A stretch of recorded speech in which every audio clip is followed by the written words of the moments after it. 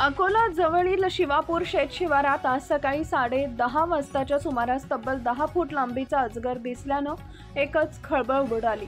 शेतात काम करणारे परमेश्वर ढोरे, ज्ञानेश्वर ढोरे, सुनील शिरसाट, राजेश दुदंभे, पवन ढोरे, किशोर इंगळे, ओम ढोरे आणि दीपक ढोरे यांनी हा अजगर पाहून तातडीनं सर्पमित्रांना माहिती दिली। परमेश्वर ढोरे यांनी मानद वन्यजीव रक्षक बाळ काळणे यांच्याशी संपर्क साधला। तात्काळ बाळ काळणे व सर्पमित्र संतोष वाकोडे घटनास्थळी दाखल झाले। गवताच्या रंगात अजगर लपला असल्यानं नीट पाहणी करून काळणे यांनी आपल्या अनुभवाच्या जोरावर कौशल्यानं अजगराला सुरक्षितपणे पकडले।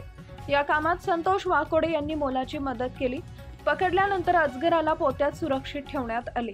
पूर आणि सततच्या पावसामुळे जंगलातून वाहत आलेले अजगर नदी नाल्यांच्या पाण्याबरोबर शेत शिवारात येतात। 50 वर्षांनंतर शिवापूर शेत शिवारात एवढा मोठा अजगर दिसल्याचं गावकऱ्यांनी सांगितलंय। सर्पमित्र बाळ काळणे यांनी गावकऱ्यांना अजगराचे पर्यावरणातील महत्त्व समजावून सांगितले। ते माकडे, हरिण, रानडुक्कर यांसारख्या प्राण्यांना भक्ष्य करून जंगलातील नैसर्गिक संतुलन राखतात।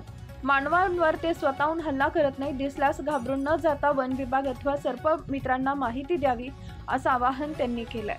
बाळ काळणे यांनी आतापर्यंत तब्बल 65 पेक्षा जास्त अजगरांना सुरक्षित केलं आहे। या कारवाईत RFO विश्वास थोरात, वनपाल गजानन गायकवाड व रेस्क्यू इन्चार्ज गजानन इंगळे यांनी समन्वय साधून अखेर हा अजगर जंगलात सुरक्षित स्थळी सोडण्यात आला।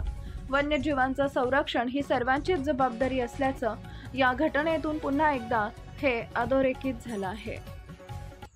नवनवीन बातम्या पाहण्यासाठी आजच विदर्भ दूत न्यूज चॅनलला सबस्क्राईब करा आणि बेल आयकॉनला सुद्धा क्लिक करा।